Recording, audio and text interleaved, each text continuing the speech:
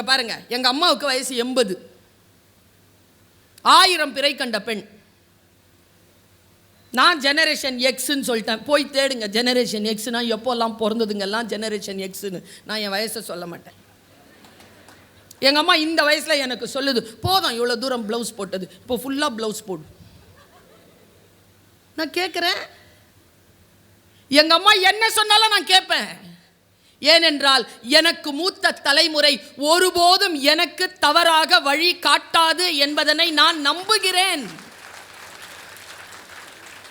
இந்த வல்லமையை நீங்கள் இன்றைக்கு இருக்கக்கூடிய ஜெனரேஷனுக்கு கொடுத்துருக்கிறீங்களான்னு கேட்டுட்டு போகிறேன். நம்ம எல்லாருமே லீவ் லெட்டர் எழுதணுமா? எழுதணுமா? சின்ன வயசில் எழுதணுமா? எழுதணுமா? ஆமான்னு சொன்னால் தானே எங்கள் பேச்சு. நான் ஆரம்பிக்கிறேன், நீங்கள் முடிச்சிருவீங்க பாருங்க. As I am suffering from fever, I request you to give me 2 days leave. சொல்வீங்களா?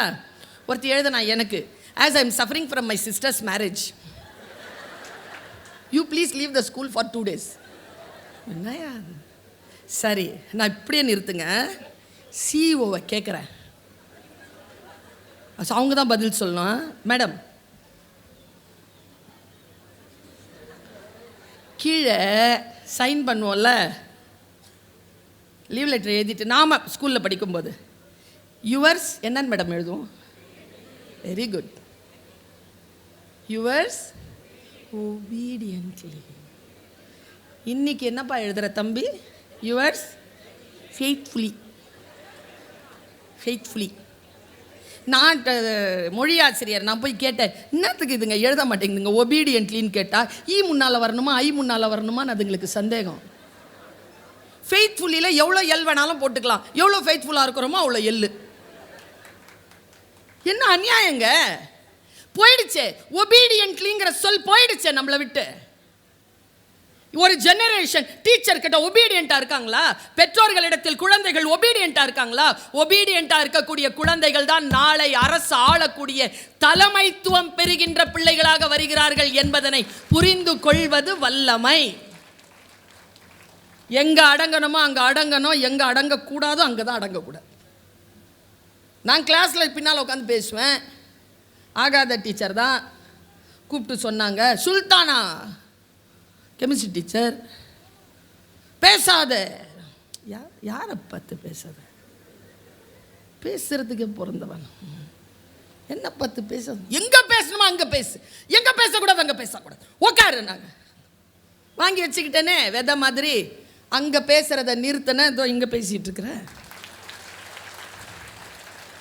கேள், பைபிள் சொல்லுகிறது, காது இருக்கின்றவர்கள் கேட்க கடவீர்கள். கீழ்ப்படிதலோடு கேட்கிறோமா? எங்கே கீழ்ப்படிய வேண்டுமோ குழந்தைகள் கிட்ட அங்க கீழ்ப்படிய சொல்லித்தர வேண்டும். கீழ்ப்படிதல் என்பது ஆக உன்னதமான சொல், அது அடிமைத்தனம் அல்ல. இந்த வளர்ந்த அப்புறமா இவங்களெல்லாம் கீழ்ப்படிய சொல்றோம்ல, என்னெல்லாம் கீழ்ப்படிய சொல்றீங்களா? அது யார் சொல்வது என்பதில் இருக்கிறது. இப்ப நான் சொல்றேன், எல்லாருக்கும் நிமிர்ந்து உட்காருங்க. உண்மையாக சொல்கிறேங்க, நிமிர்ந்து உட்காருங்க. நிமிர்ந்து உட்கார்ந்தவங்க வாழ்க்கையிலலாம் ஒரு அற்புதம் நடந்திருக்குங்க. இருந்த இடத்துலேருந்தே 2 இன்ச்சு உயர்ந்திருக்கிறீங்க. யார் சொல்லணுமோ அவங்க சொன்னால் கேட்டுக்கிட்டு போகிறது. ஆனால் சில விஷயங்கள் இருக்கு, அதற்கு அடிபணியக்கூடாது.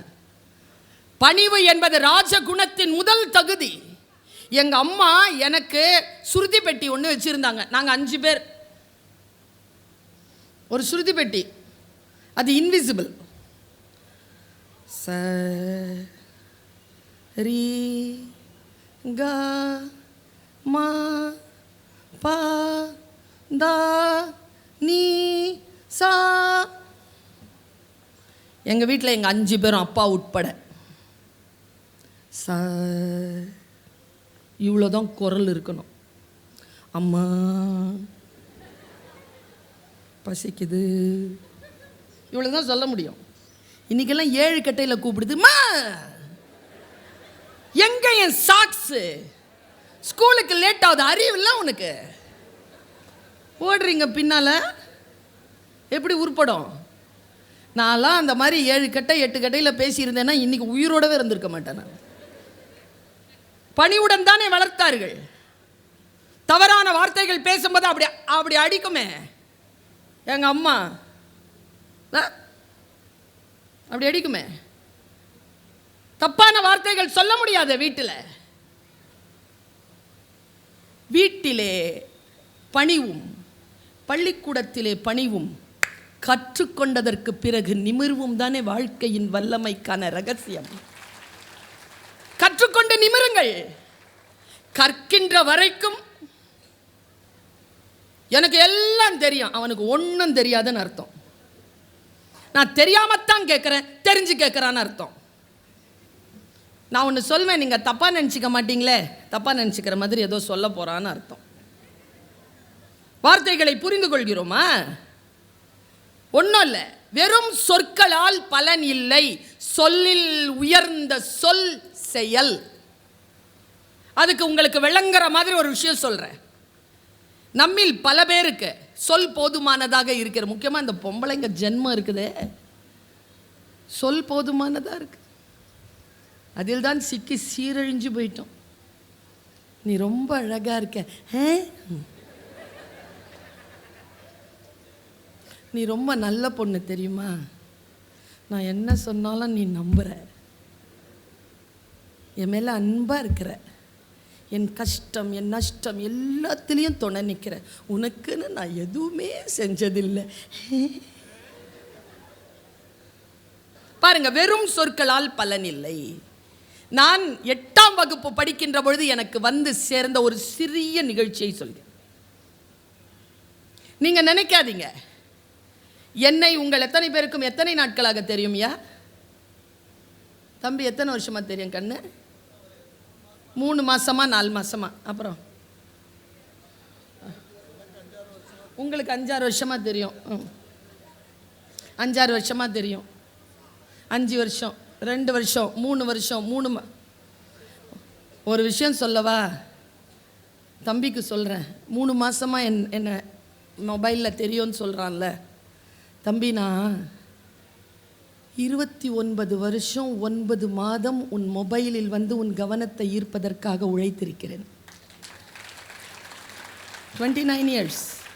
5 வருஷம் சொல்கிறீங்களே, 25 வருஷத்துக்கு முன்னால் நான் உழைச்சிருக்கேன். கால்கள் வீங்க வீங்க. நீங்கள் எல்லாம் நான் இருக்கும் இடத்தில் வந்து என் பேச்சை கேட்பதில்லை, நீங்கள் இருக்கும் இடத்திற்கு நான் வந்து பேசிக் கொண்டிருக்கிறேன். ஒரு பெண்ணாக புலம் பெயர்ந்து போய் பேசுவது என்பது எவ்வளவு பெரிய சவால் என்பது பெண்ணாக இருந்து பயணம் செய்தால் புரிந்து போகும். ஊரை வச்சிருக்கிறீங்க ராமநாதபுரம், இருக்கிறதுலையே கடைசி நான் கிளம்பி வரணும். அங்கிருந்து வரேனா இல்லையா? உங்களுக்காக வரேனா இல்லையா? அதனால்தான் உங்கள் வரைக்கும் வந்து சேருகிறேன். உழைக்க தயாராக இருக்கிறார்களா? எல்லாம் அப்படி சீக்கிரமா கிடைச்சிடணும்னு நினைக்கிறாங்க. அவ்வளோ சீக்கிரமா கிடைக்குமா? நான் ஒன்று சொல்றேன், நீங்க வீட்டில் எழுதிப்பாங்க, அது பகையாளியோ உறவாளியோ, உழைப்பு இல்லாமல் ஒருவன் சாதனை படைக்க முடியாது, ஒருவன் வரலாற்றிலே இடம் பெற முடியாது.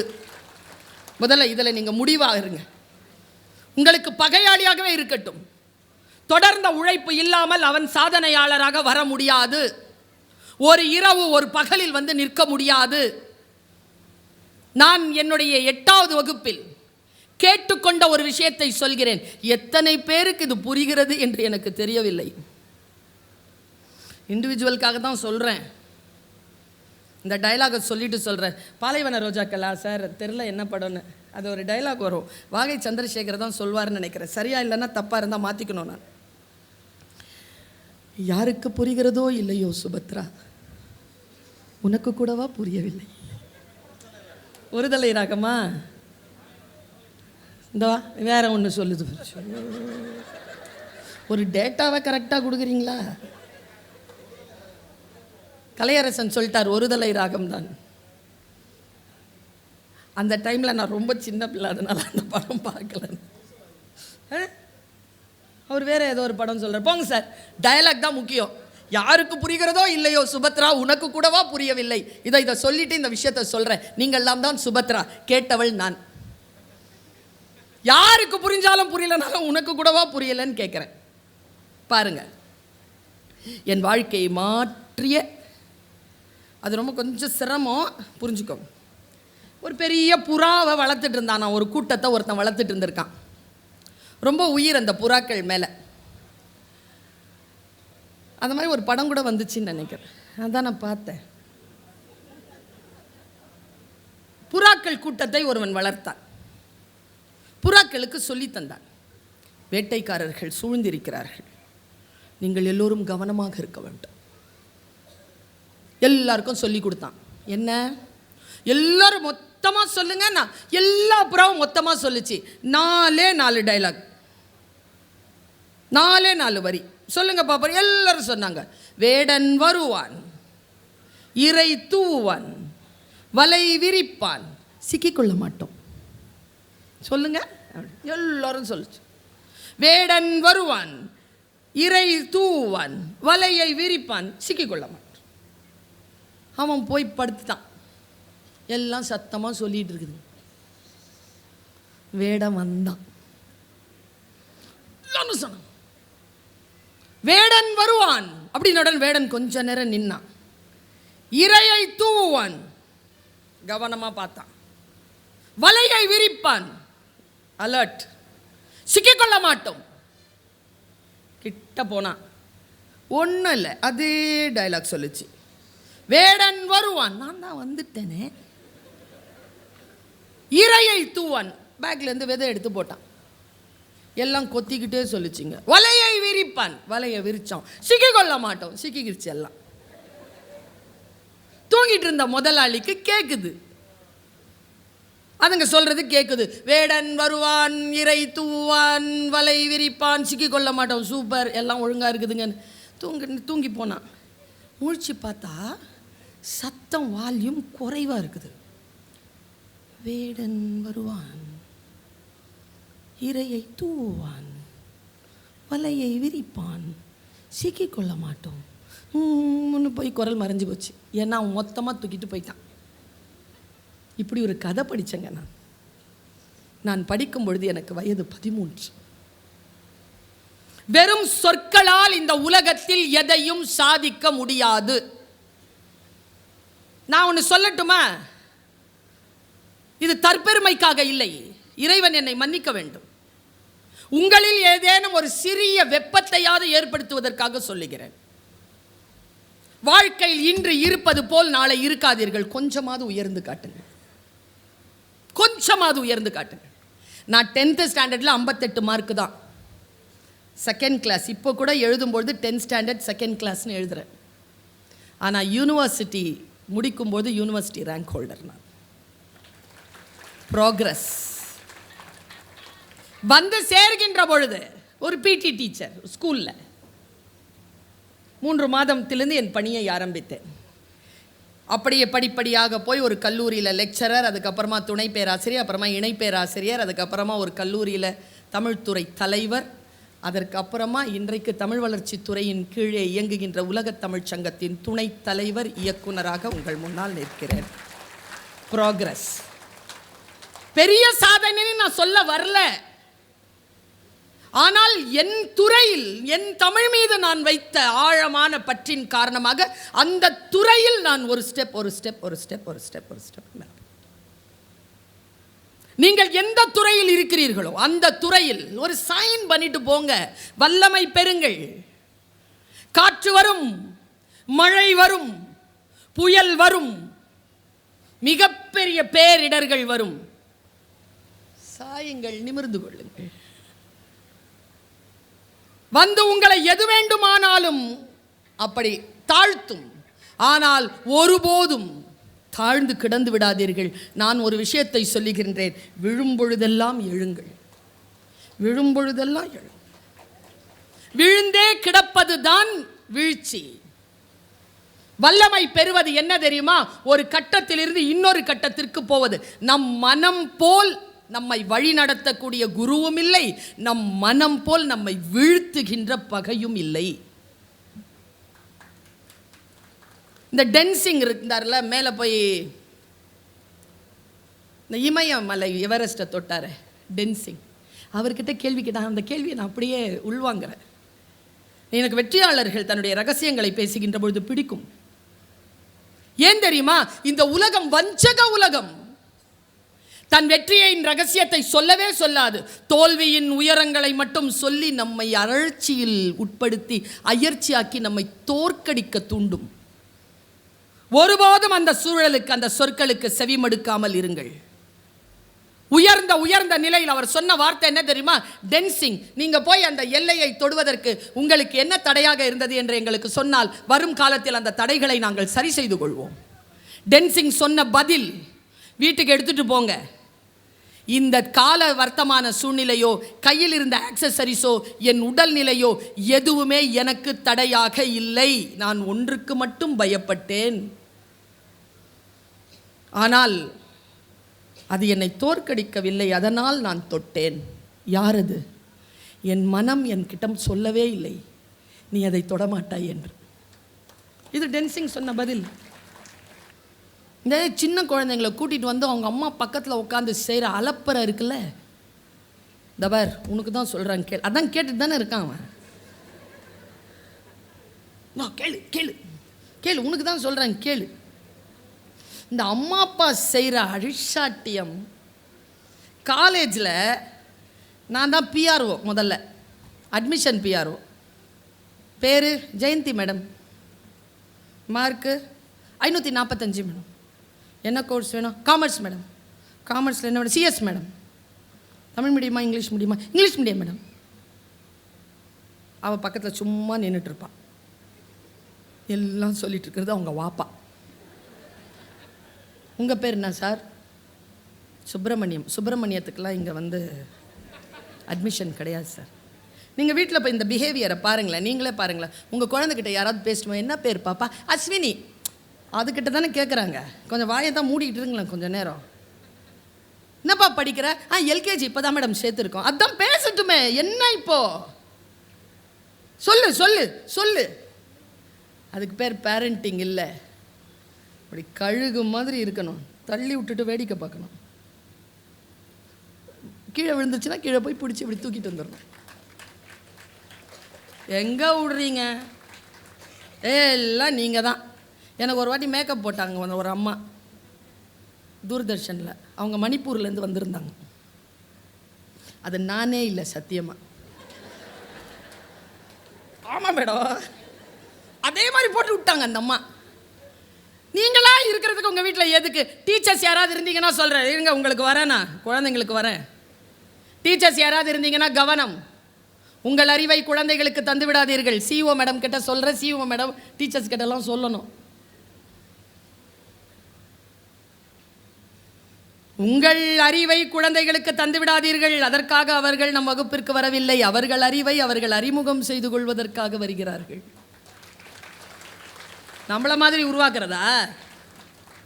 எனக்கு தெரியாது. நீங்கள்லாம் ஆர்டரே போடுங்க மேடம். 100% attendance certificate. ஒரு டீச்சராக சொல்கிறேன், இவங்களை வச்சுட்டே சொல்கிறேன், கோச்சிக்கிட்டு 100 நாள் ஸ்கூலுக்கு போய் என்ன பண்ண போகுது நம்ம புள்ள? ஒரு 95 நாள் தான் போகிறது. அந்த 5 நாளில் காது குத்துக்கு கூட்டிகிட்டு போங்க, கல்யாணத்துக்கு கூப்பிட்டு போங்க, சாவுக்கு கூட்டிகிட்டு போங்க, திருவிழாவுக்கு கூட்டிகிட்டு போங்க. உங்களுக்கு உடம்பு சரியில்லைன்னா வெந்நீர் வச்சு தர சொல்லுங்கள். அதுக்கு உடம்பு சரியில்லைன்னா கொஞ்சம் நேரம் படுத்து எதுவுமே யோசிக்காமல் தன்னுடைய உடல்நிலையை பார்த்துக்க சொல்லுங்கள். எதுவும் இல்லாமல் 100 நாளும் போய் நின்று பட்டொலி வீசி பறக்கும். அது எல்லாம் ஸ்கூலில் இருக்கிறவங்க பார்த்துக்குவாங்களா? நாம் பார்த்துக்க வேண்டாமா? மோட்டிவேட் ஆகுறீங்கல்ல, டக்குன்னு ஏன் டிமோட்டிவேட் ஆகுறீங்க? இந்த கேள்வியை அலன் மாஸ்க், யாருப்பா அவரு? அலன் மாஸ்க் உலகத்தில் பொறும்பணக்காரன் சார். நான் போய் பார்த்தேன், எவ்வளோதான் ஐயா இருக்கு உங்ககிட்ட துட்டு?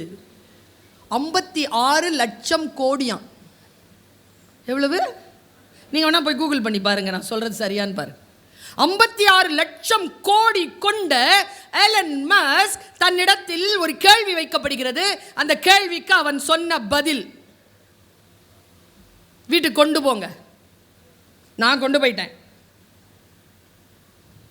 அவன் சொன்னான், அவன்கிட்ட கேட்டாங்க, சார் உங்களை நீங்களே எப்படி சார் மோட்டிவேட் பண்ணிக்கிறீங்க? ஒரு இலக்கு வைக்கிறீங்க, அந்த இலக்கை நோக்கி உங்களை பயணம் பண்ண வைக்கிறதுக்கு எப்படி சார் மோட்டிவேட் பண்ணுறீங்க? உங்களை நீங்களே எப்படி சார் மோட்டிவேட் பண்ணுறீங்க? எலன் மாஸ்க் சொன்ன பதில், உங்கள் கேள்வி எனக்கு புரியவில்லை சார். இல்லை சார், இப்போது ஒரு ஒரு ஒரு ஒரு டார்கெட் ஒன்று ஃபிக்ஸ் பண்ணுறீங்க சார். அந்த டார்கெட்டை நோக்கி போகிறதுக்கு உங்களை எது சார் மோட்டிவேட் பண்ணுது, அதை சொல்லுங்கள் சார். திரும்பவும் சொன்னார், உங்கள் கேள்வி எனக்கு புரியவில்லை. போங்க சார், உங்களுக்கு தெரியும் பதில் சொல்ல விரும்பலை, விரும்பினா சொல்லுங்கள் சார். கேள்வி கேட்டவன் எலன் மாஸ்க் சொன்ன பதில் தெரியுமா? சூப்பர் பதிலுங்க. நீ தானே ஒரு இலக்கை ஃபிக்ஸ் பண்ண, அதை அடையிறதுக்கு உனக்கு என்னத்துக்கு மோட்டிவேஷன்? அது நான் ஃபிக்ஸ் பண்ணி அதான மோட்டிவேஷன். மிகப்பெரிய இழப்பு என்று நான் நினைப்பது சகோதர சகோதரிகளுக்கு இடையிலே இருக்கின்ற அந்த ஒற்றுமை கலந்த ஒரு வாழ்க்கை. நீங்க ஒத்துக்கிறீங்களான்னு எனக்கு தெரியல, ஆனா முன்ன மாதிரி அது இல்லைன்னு தான் எனக்கு தோன்றுகிறது. சூடாமணி ஒரு கதை எழுதுகின்றார். அந்த கதையில ஆரம்பத்தில் எல்லார் அவங்க அந்த கதையை எழுதி 40 வருஷத்துக்கு மேல இருக்கும். ஆனா அந்த கதையை கேட்டால் இப்ப நடக்கிற மாதிரியே இருக்கும். அதுதான் சூடாமணியினுடைய எழுத்தினுடைய சிறப்பு. சூடாமணி சில உடல் குறைபாடுகளால் அவங்க வீட்டை விட்டு பெரும்பாலும் வெளியே போயிடாத ஒரு எழுத்தாளர். வீட்டுக்குள்ளேயே தான் இருந்திருக்காங்க.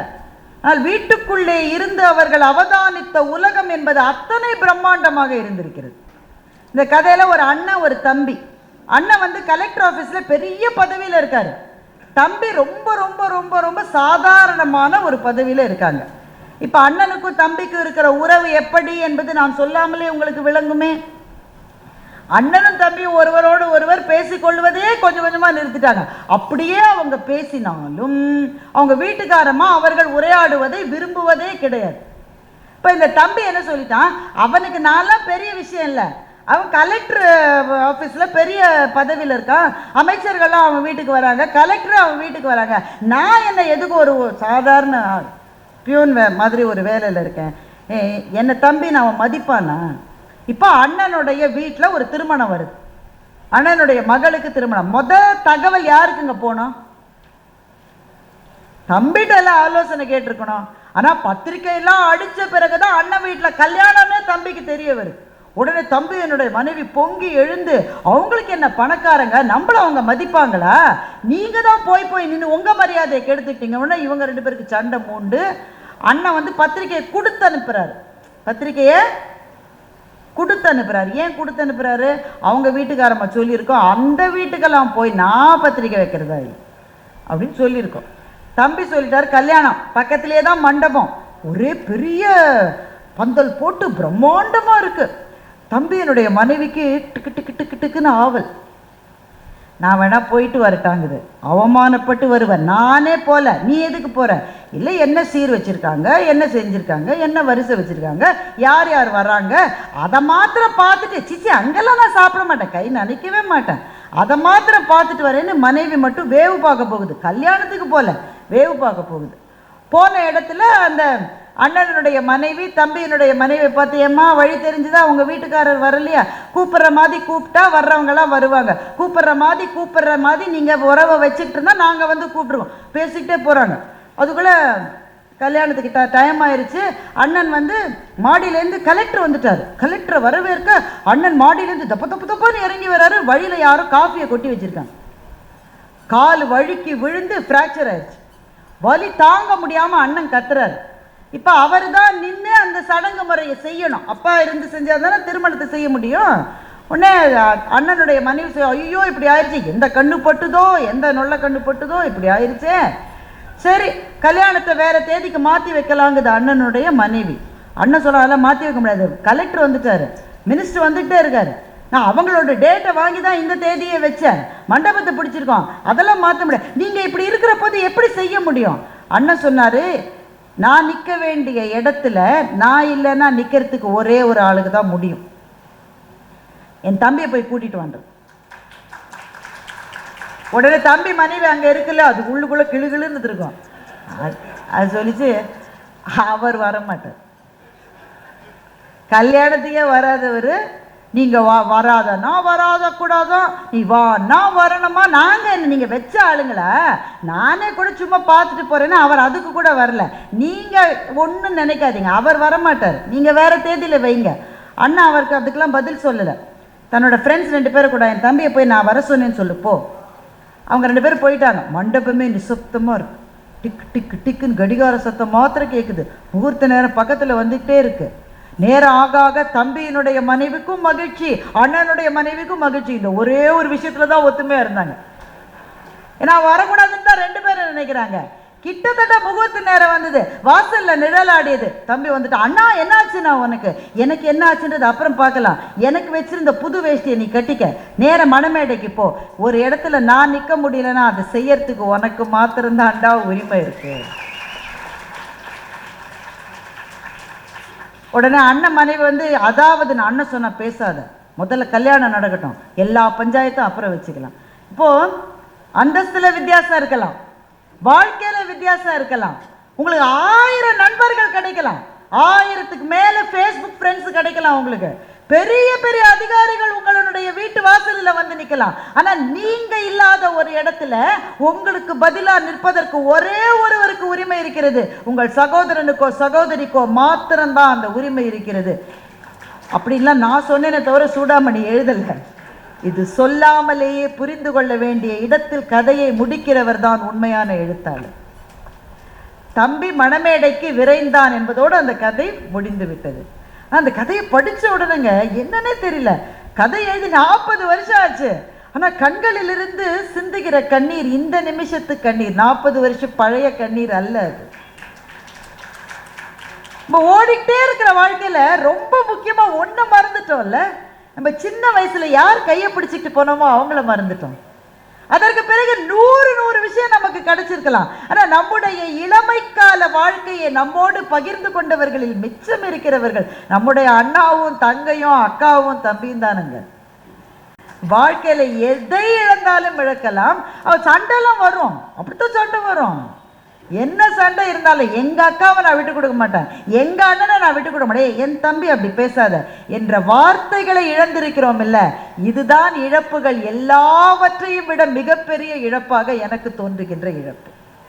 அப்போ இதை படிக்கிற போது அல்லது இந்த கதையை நான் சொல்ல கேட்கிற போது உங்கள் யாரோ ஒருவருக்கு 1 வருஷம் ஆச்சுல என் தம்பிகிட்ட பேசி ஒரு கால் அது பண்ணிடலாமா, என்னடா எப்படிடா இருக்க, பொங்கலுக்கு வரியாடா, ஒரு வார்த்தை கேட்டுடலாமா, இவ்வளோ நாள் கேட்கல, ஏன் அவங்க அந்த நாய் கேட்கட்டும், நான் தான் கேட்கணுமா, அவன் என்னை கேட்க, அப்படித்தானே கேட்காம இருந்தீங்க. ஆனால் சூடாமணியினுடைய எழுத்துல இருக்கிற ஏதோ ஒன்று நம்முடைய நெஞ்சத்துக்குள் பாறையாக இருக்கிற எதையோ உடைத்து தள்ளிவிட்டு, எதுக்குடா இந்த வீராப்பு, இந்த வீராப்பு எவ்வளவு நாளைக்கு உனக்கு, நீ யோசிச்சு பாரு. சின்ன வயசுல உன்னோட கிளாஸ்ல உன்னை எல்லாரும் அடிச்ச போது நீ போய் அண்ணன்ட்ட போய் சொன்னிய, அண்ணன் வந்து எவன்டா என் தம்பி அடிச்சதுன்னு வந்து நின்னானே, அந்த நாளை நீ மறந்துட முடியுமா? அந்த உறவு ஒன்று ஆரம்பத்திலே தொடங்கிய உறவினுடைய அடர்த்தி என்பது பிறகு வந்த எந்த உறவின் அடர்த்தியை விட அந்த அடர்த்தி தான் அதிகமாக இருக்கும். அது ஆண்களுக்கும் சரி பெண்களுக்கும் சரி. சகோதர சுவைன்னு சூடாமணி இன்னொரு கதை எழுதியிருக்காரு. இந்த சகோதரர்களுக்கு கொடுக்க வேண்டிய நேரத்தை வாழ்க்கை என்கிற காட்டாறு ஓடுகிற வேகத்தில் இழந்து விட்டோமே, இதை விட பெரிய இழப்பு இருக்க முடியுமா என்று நம்ம எல்லாம் ஒரு நிமிடம் சிந்திக்க வைத்து சகோதர சுவை என்கின்ற புதையலை இந்த ஒரு கதை கொடுக்க முடியும் என்று சொன்னால் ஒவ்வொரு கதையிலிருந்தும் நமக்கு என்னென்ன கிடைக்கும் என்பதை யோசித்து பாருங்க. எனவே ஒரு கதைக்குள்ளிருந்து ஒரு புதையலையே நம்மால் எடுத்து விட முடியும். அப்போ ஒரு வார்த்தையிலிருந்து ஒரு புதையல் கிடைக்கலாம், ஒரு வாசகத்திலிருந்து ஒரு புதையல் கிடைக்கலாம், ஒரு கவிதையிலிருந்து ஒரு புதையல் கிடைக்கலாம், ஒரு கதையிலிருந்து ஒரு புதையல் கிடைக்கலாம், ஒரு புத்தகத்திலிருந்து ஒரு புதையல் கிடைக்கலாம். புத்தகத்திலிருந்து ஏன் புதையல் கிடைக்கும் என்று சொன்னால், நிறைய பேர் என்கிட்ட சொல்ற பிரச்சனை என்னன்னா, மேடம் படிக்கணும்னு நீங்க சொல்றீங்க மேடம், இந்த புத்தக கண்காட்சியில் நானும் புக்கெல்லாம் வாங்கினேன் மேடம், படிக்க ஆரம்பிச்சா அப்படியே ஒரு தூக்கம் வருது பாருங்க. அப்படிதான் வரும். தூக்கம் வராதுன்னு உங்களுக்கு யார் சொன்னது? அப்படிதான் வரும். அதுல ஏதோ ஒரு சொல், அந்த சொல் அது உங்களை பிடிச்சிரும் பாருங்க. அதை பிடிச்சிட்டீங்கன்னு வைங்க, அதுக்கப்புறம் எந்த தூக்கமும் வராது. அந்த புத்தகத்தை படித்து முடிக்காமல் உங்களால் தூங்கவே முடியாது. ஏன் புத்தகம் நம்மை அந்த எல்லைக்கு அழைத்து போகிறது என்றால், புத்தகம் ஒன்றில்தான் படிக்கிற போது நம் நெஞ்சத்துக்குள் காட்சிகளை நம்மால் வரைந்து கொள்ள முடியும். நமக்கான இசையை நாமே உருவாக்கி கொள்ள முடியும். நம்முடைய கற்பனை என்கின்ற குதிரைக்கு 4 கால்களும் 6 சிறகுகளும் கொண்டு அது வானத்தில் எழுகின்ற அழகை நாமே பார்க்க முடியும். அந்த எழுத்தாளர் யார்? அவரை நான் இதுவரை பார்த்ததே கிடையாது. அவர் என்ன ஜாதின்னு எனக்கு தெரியாது. அவர் எந்த ஊர்க்காரர் எனக்கு தெரியாது. அவர் எந்த இடத்துல வேலை செய்யறாரு? காசு இருக்கிற எழுத்தாளரா, காசு இல்லாத எழுத்தாளரா, எனக்கு கவலை இல்லை. ஆனால் என் நெஞ்சத்துக்கு அவர் மிக நெருங்கியவர். அந்த எழுத்தாளரை என்றாவது ஒரு நாள் நான் சந்தித்தால் அநேகமாக அவர் பக்கத்தில் போய் உங்க கதை எனக்கு ரொம்ப பிடிக்கும் சார்னு சொல்லக்கூட மாட்டேன் நான். ஏனென்றால் எனக்கு தேவை அந்த எழுத்தாளருடைய உருவம் அல்ல, எனக்கு தேவை கதையிலிருந்து புறப்பட்டு வருகிற அந்த எழுத்தாளர் எனக்கு போதும். அவரை நான் நேரிலே பார்க்க வேண்டாம், பேச வேண்டாம், பழக வேண்டாம், அவர் எனக்கு நண்பராக கூட இருக்க வேண்டாம். ஒருவேளை அப்படி பக்கத்திலே போய் இவரா இப்படி எழுதினார்னு சந்தேகம் வந்துருச்சுன்னா, அதனால் தூரத்திலிருந்து தெரிகிற அந்த தரிசனம் என்பது ஜோதிமயமான தரிசனம். ஒவ்வொரு புத்தகமும் இதுவரை நாம் பார்க்காத ஒரு வாழ்க்கையை நமக்கு காட்டிக்கொண்டே இருக்கிறது. நான் 100 உதாரணம் சொல்ல முடியும், ஆனால் எனக்கான நேரம் கிட்டத்தட்ட நிறைவடைகிற பொழுது வந்துவிட்டது. ஒரே ஒரு புத்தகத்தை சொல்றேன். இங்க ஒரு புத்தகத்தை சொல்றதுனால இந்த அம்மா ஒண்ணுதான் படிச்சு நினைக்காதீங்க, சொல்றதுக்கு நேரம் அவ்வளவுதான் இருக்கு. மிக மிக சிறப்பான ஒரு புத்தகம் கிழக்கு பதிப்பகத்தில் போட்டிருக்காங்க. கழுகுகளின் காடு என்ற ஒரு புத்தகம். அது ஏன் அந்த புத்தகத்தை பற்றி நான் சொல்றேன்றதை முதல்ல சொல்லிடுறேன். திரு சந்திரசேகர் என்கிறவர் அதை எழுதியிருக்கிறார். அநேகமாக அவர் காட்டிலாக்காவினுடைய துறை அதிகாரியாக ஒருவேளை இருந்திருக்கலாம், இருக்கிறார் என்று நினைக்கின்றேன். வேலை நிமித்தமாக காடுகளுக்கு போகிற அந்த பணி அவருக்கு. காடுகளுக்கு போகிற போது அந்த வாழ்க்கை அவரை ஆச்சரியப்படுத்துகிறது, அவரை அதிசயிக்க வைக்கிறது. அதே புத்தகம் ஆங்கிலத்திலே மொழிபெயர்க்கப்பட்டு எமரால்ட் பதிப்பகமும் அதை வெளியிட்டிருக்கிறார்கள். அவர் ஒரு தகவல் சொல்றார். இப்போ நான் சொன்னேன்ல, புக்கை படிக்கிறேன்னா ஆரம்பிக்கிறேங்க, தூக்கமாக எனக்கும் அப்படிதான் வந்தது. அந்த புத்தகத்தை ஒரு நண்பர் மூலமாக பெற்றேன். நம்ம கழுகெல்லாம் எங்கெங்க நம்ம பார்த்துருக்கோம்மா. நான் திருவல்லிக்கேணியில் ரொம்ப வருஷம் இருந்தேங்க. அங்கே பக்கத்துலேயே என்ன இருக்குன்னு உங்களுக்கு தெரியும், ஒரு இடுகாடு இருக்கிறது. அதனால அங்கே கழுகை பார்த்துருக்கேன். இல்லாட்டி தினம் கழுகை பார்த்துட்டு இருக்கோம்மா. நம்ம வாழ்க்கையில் கழுகை பார்க்கறதே ரொம்ப திருப்பரங்குன்றத்தில் கழுகு வரும்னு எங்களால் எக்ஸ்கர்ஷன் குளிப்போம். அப்போ ஏதோ கழுகை பற்றி நமக்கு ஒன்றும் அவேர்னஸே கிடையாதுங்க. அதுவும் ஒரு பறவை. ஐயா குயிலை பற்றி சொன்னார், காக்கா பற்றி, அதெல்லாம் அது பார்க்குறோம். இது கண்ணிலே பட மாட்டேங்குது. ஏனென்றால் கழுகுகள் நாம் இழந்து கொண்டிருக்கிற ஒரு பறவை இனம். இந்த புத்தகம் அதை பற்றி பேசுகிறது. எனக்கு எப்போ அந்த ஒரு பாயிண்ட் வர்ற மட்டும் கொஞ்சம் நமக்கு தூக்கம் வர மாதிரி தான் இருக்கும். அப்புறம் சரி, ஒரு த்ரில்லரே இல்லையே. ஒரு ஹீரோ வந்தான், அவன் நடக்கிற போதே நெருப்பு பொறி பறந்தது, அவன் இந்த பக்கம் பண்ணால் 100 பேர் விழுந்தான், இப்படி பண்ணால் 100 பேர் விழுந்தான், இதெல்லாம் எதுவுமே இல்லைங்க. ஒரு டூயட் இல்லை. நீங்கள் எவ்வளோ நேரம் படிப்பீங்க? நீங்கள் திடீர்னு ஒரு லைன் வந்தது, அவ்வளோதான். அதுக்கு பிறகு அந்த புத்தகத்தை வைக்கவே முடியல என்னால். ஒரு புள்ளி விவரம் சொல்லிக்கிறார், ஒரு டேட்டா. இந்த கழிவு இருக்குல்ல, நம்மளாம் எவ்வளோ குப்பை போடுறோம் உங்களுக்கு தெரியும். இந்த கழிவுகளை அகற்றுவதற்கு நம்முடைய அரசாங்கம், மாநகராட்சி எவ்வளோ செலவழிக்கிறாங்க? கோடிக்கணக்கில் செலவழிக்கிறாங்க. ஒரே ஒரு கழுகு தன்னுடைய வாழ்நாளில் அகற்றுகிற கழிவுக்கு நீங்கள் ஒரு பொருளாதார மதிப்பு போட்டால் கிட்டத்தட்ட 3.5 லட்சம் ரூபாய் செலவாகக்கூடிய அளவுக்கான கழிவை ஒரு சின்ன கழுகு நீக்கி விடுகிறது தன் வாழ்நாள்.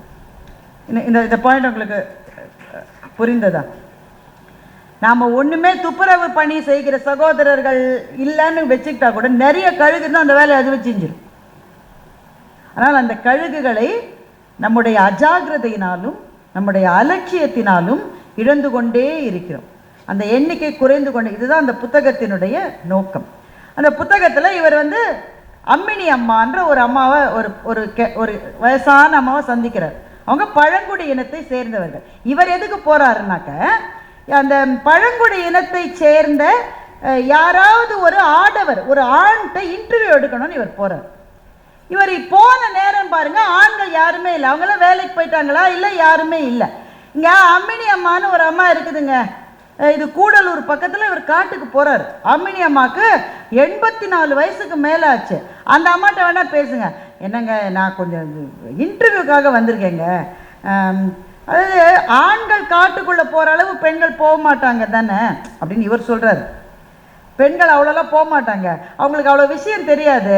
நீ வேணும்னா இந்த அம்மாட்ட எடு, இல்லைன்னா கிளம்பிக்கிட்டே இருந்தால் அவங்க சொல்லியிருக்காங்க. சரி, வந்த வேலைக்கு இதையாவது முடிப்போமேன்னு அம்மினி அம்மா, அதுவும் 84 வயசு பாட்டு என்ன பேசுன்னு நினச்சிட்டு இவர் போயிருக்கார். அந்த அம்மாவோட இன்டர்வியூ எடுத்துருக்க பாருங்க. அதுதான் அவருக்கு கிடைத்த புதையல். ஒவ்வொருத்தருக்கும் புதையல் ஒவ்வொரு இடத்துல கிடைக்குது இல்லை, அவருக்கு கிடைத்த புதையல் அம்மினி அம்மாவோட. அம்மினி அம்மா வீட்டுக்கு இவர் போறாரு. வீடுனா என்னங்க, நமக்கெல்லாம் தெரியவே தெரியாது. பழங்குடியின மக்களினுடைய வீடெல்லாம் எப்படி இருக்குன்னு கூட நமக்கு தெரியாது. வெறும் மண்ணை குழைச்சி பூசின தரைங்க, அவ்வளவுதாங்க வீடு.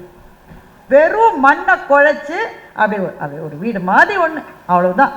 அதில் தான் அந்த அம்மா 84 வருஷமா இருந்துட்டு இருக்கு. இவர் போற பாதையை பார்த்தா அந்த பாதையில யானைகள் நடந்து போன தடம் இருக்கு. ஒரு யானை, 2 யானை இல்லை, பல யானைகள் நடந்து போன தடம். அந்த அம்மா வீட்டுக்கு பக்கத்திலேயே போயிருக்கு யானை எல்லாம்.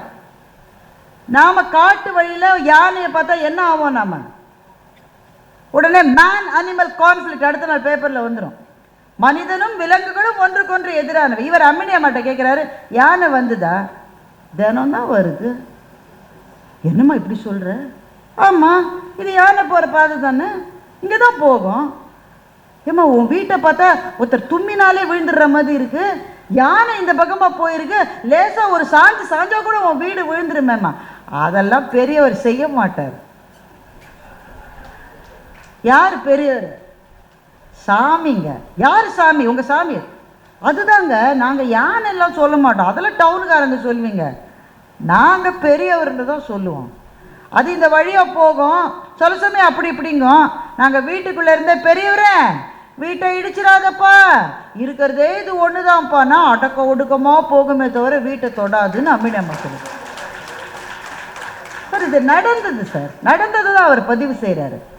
எனக்கு இப்போ என்ன கேள்வினாக்க, ஒரு காட்டிலே 84 ஆண்டுகள் வாழ்ந்த ஒரு பெண், முறையான கல்வி என்பது அவர்களுக்கு இருந்திருக்கும் என்று நான் நினைக்கவில்லை. ஸ்கூலில் போய் படித்து, காலேஜில் போய் படித்து, என் பையன் என்ஜினியர் ஆனோம், என் பையன் இதெல்லாம் என்னன்னே அவங்களுக்கு தெரியாது.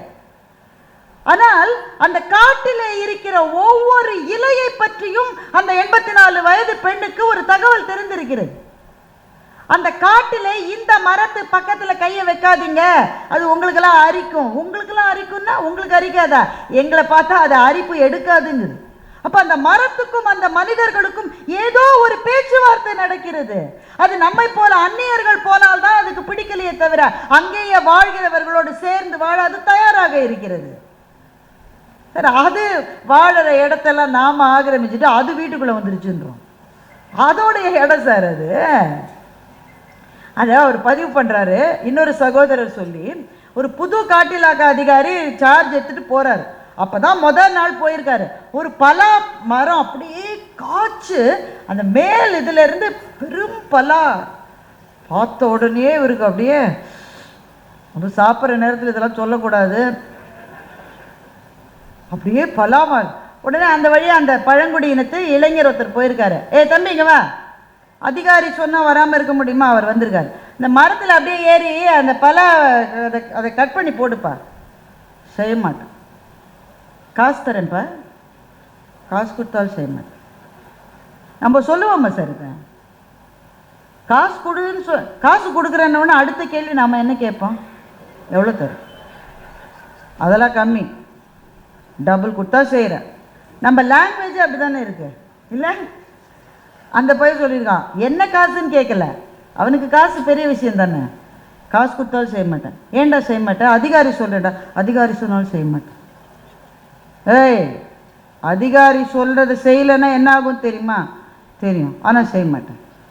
ஏன்டா செய்ய மாட்டேன்?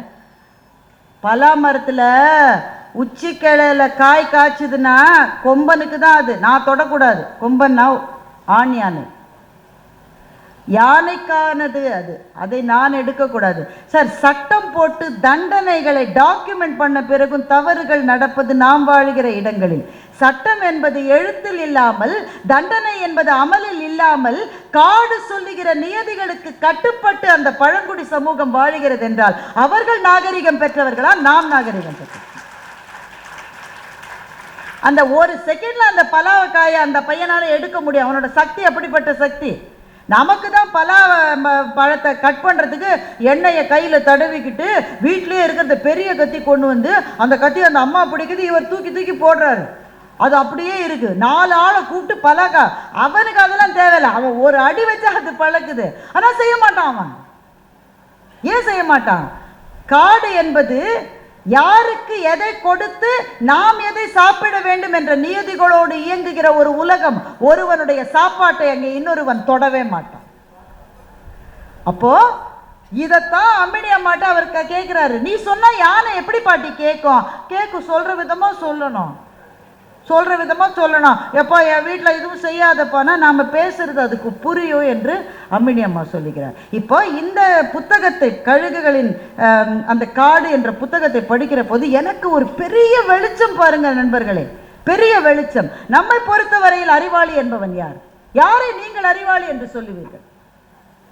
எங்கள் வீட்டு பக்கத்தில் ஒருத்தர் போய் பிஹெச்டிலாம் 4 PhD பண்ணியிருக்கார். அவர் பெரிய அறிவாளி. எதிர் வீட்டில் ஒரு ஆள் பெரிய அதிகாரிங்க. இந்த அதிகாரி படித்தவர் எல்லாரும் போய் யார்கிட்ட கும்பிட்டு நிற்கிறாங்கன்னா, ஜாஸ்தி காசு இருக்குல்ல அவன்கிட்ட போய் கும்பிட்டு நிற்கிறாங்க. அதனால அவன் தான் எல்லாரையும் விட பெரிய ஆள். இதுதான் நம்முடைய மதிப்பீடு. யார் டெக்னாலஜிக்கலி சாவி, பெரிய டெக்னாலஜி படிப்பெல்லாம் படிச்சிருக்கார், ரொம்ப பெரிய மருத்துவர், ரொம்ப பெரிய வக்கீல். அப்போ முறை சார்ந்த கல்வி கற்றவர்களை, புத்தகங்கள் படித்தவர்களைத்தான் அறிவாளிகள் என்று மதிக்கின்றது நம்முடைய பார்வை. ஆனால் ஒரு காட்டிலே ஒவ்வொரு இலையும் ஒரு கதை சொல்லும், ஒரு காட்டிலே ஒவ்வொரு விலங்கும் இப்படி வாழும் என்று தெரிந்து வைத்தவர்களை அறிவாளிகள் என்று கூட நாம் ஏற்றுக்கொள்வதில்லை என்று சொன்னால் நம்மை விட முட்டாள்கள் வேறு யார் இருக்க முடியும்? இந்த புத்தகம் எனக்கு கொடுத்த மிகப்பெரிய புதையல் என்னவென்றால், அறிவு என்பது ஒரு வழிப்பாதை அல்ல, அது பரந்துபட்ட பல வழிப்பாதை.